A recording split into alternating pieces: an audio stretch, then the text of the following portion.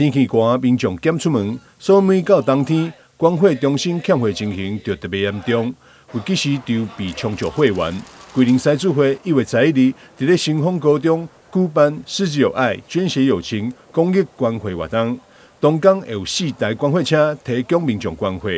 難得是桂林獅子會到今年已經是連續22檔，結合企業界、機關團體，每年配合台南關火中心擴大舉辦關火活動，又請熱心民眾發揮愛心，擁有關火救人。我們桂林獅子會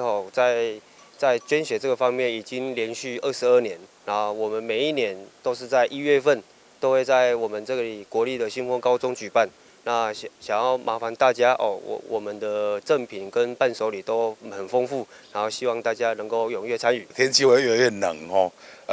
很感謝哈，我們桂林獅子會啊特別辦理這樣子的一個熱滾滾的捐血活動哈，很期待大家在元月11號。哦，可以呢，捲起你的袖子哦，把你的熱騰騰的熱血來這個是共襄盛舉哦，讓我們整個社會可以往共善的一個社會一直不斷的推進。除了關火做公益，桂林獅子會也準備了關廟面頂伴手禮送給關火人，還有專人禮券、電風獎品豐富，歡迎大家1月11日做伙來新豐高中觀禮會提好禮。台南新聞張秀維採訪報道。